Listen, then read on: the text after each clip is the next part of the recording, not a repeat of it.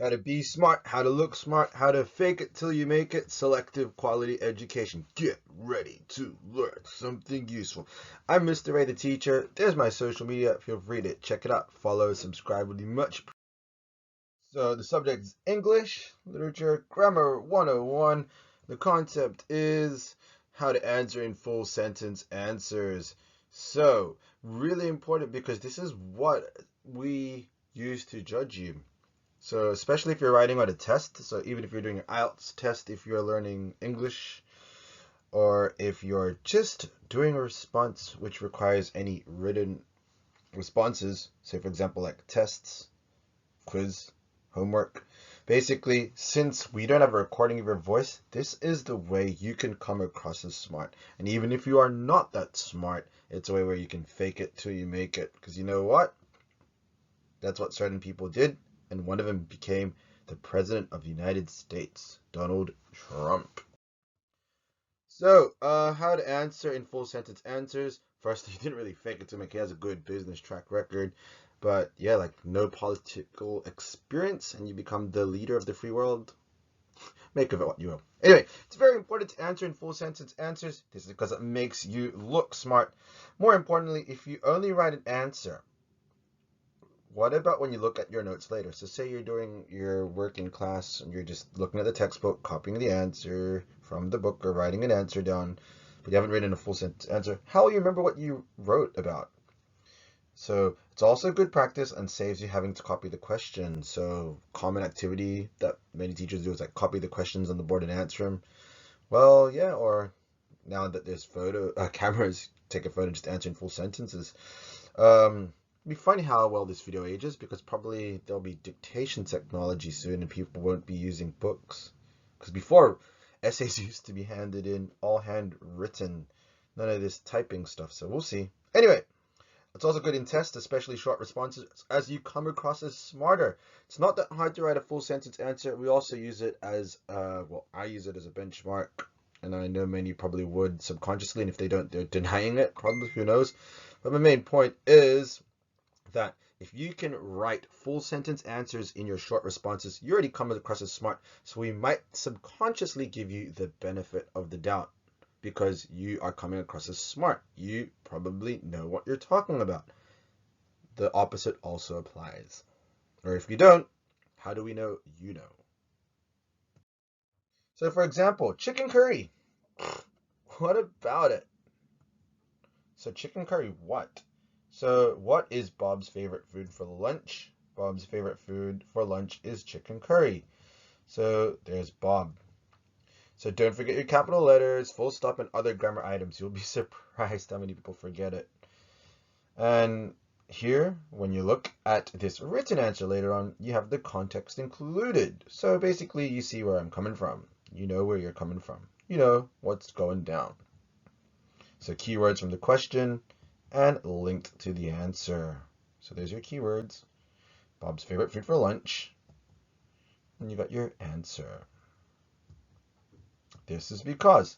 So here's a challenge. Tell me why for a better grade. That's where you start putting in your opinion. You move up Bloom's taxonomy.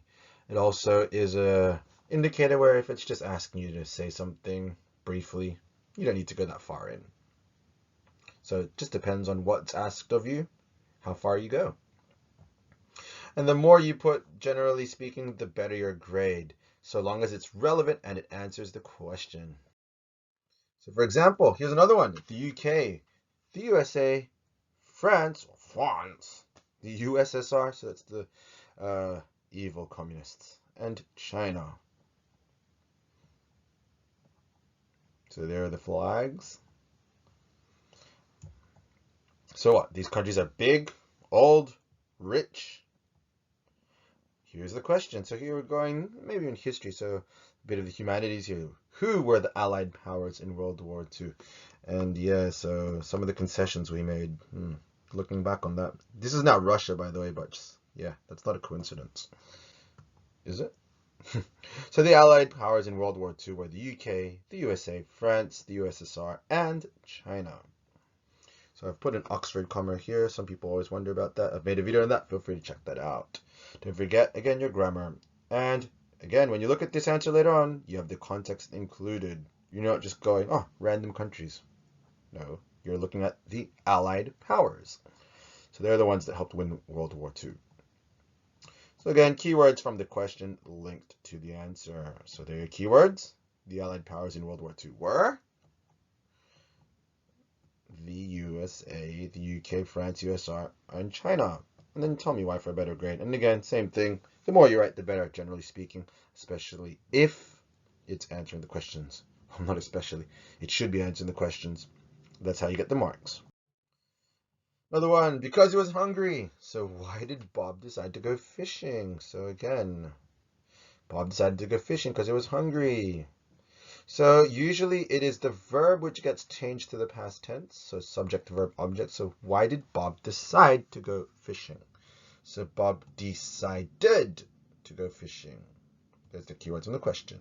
Because he was hungry. There's your conjunction and put down the answer. Tell me why for a better grade. Because he was hungry and he wanted to eat fish for lunch. What? So he wanted to go fishing because he'd catch a fish and sell it to the guy that wanted to eat fish. You know, the more you write. And Australia, what? So what's the largest island continent in the world? There, and I drew this on paint, my fully awesome, rad paint skills. Australia is the largest island continent in the world, or the largest island continent in the world is Australia. Yes, I know I mixed up the order, but it's good enough. The word order, though, doesn't matter too much if the answer is grammatically correct. Though when you are speaking at the delivery, it could be what you are focusing on, could have a change in impact, but yeah. Keywords from the question, you got your conjunction, then you put down the answer. So for extra marks, tell me why, or include a stat, or a comparison, etc. So, for example, I'll just improve this one up here. Australia is the largest island continent in the world with a size of 7,692,124 kilometers squared, according to Geoscience Australia. And I just got confirmation from Geoscience Australia that that is the case. And don't forget to cite your sources, really important. Do not plagiarize, do not steal. Stealing is haram, it's against the 10 Commandments, and yeah, it's basically racking up bad karma. And if you don't believe in a God or any deity up there, just don't do it. Cite your sources, give a shout out, unless it was you. So if you want to, no, I literally went and measured it with a tape, then according to my measurements. You better be ready to back yourself up, though, if you're doing that. And then there's burger theory. Anyone can quote and list a literary technique. Analysis and criticism, which is well thought, is something that smart people do. Analysis is the meat to a cheeseburger. The better your meat patty, the better your burger. The better your analysis, the better your essay. Draw that. It's what separates the good answers from the bad answers. So a good burger for a good paragraph. Top bun is your intro sentence, answers the question. Sauce is your elaboration, gives unique flavor. Salad is the technique or strategy. The cheese is the proof itself, the quote, the book, the magazine, the event, the stat, the case study. Your patty is your analysis, your opinion, your 2 cents. It's what makes it special. And then the bottom bun to wrap up the paragraph, take us to your next one, or to wrap up the essay. This is pretty much similar to Peel, P-E-E-L, if you're doing Peel paragraphs. Star, for everything. Let's just bring it to burgers. I know if you go, oh, but I don't like meat. Meat is murder. Well, that's fine. Then Beyond Meat. For all those of you who are inclined to that kind of stuff. It's all right, actually. It's not too bad.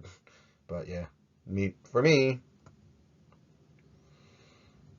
And here is where we move up. Bloom's taxonomy side is a ranking of words. So if it's just saying list, you don't need to go that far. But if you've got an instructive verb like analyze, explain, assess, judge, this is how big we make the patty. We're going to go with those little thin ones from McDonald's. And I do like McDonald's burgers though. Or we're going to go for a mad fat burger patty that you get like in a milk bar somewhere in a burger joint.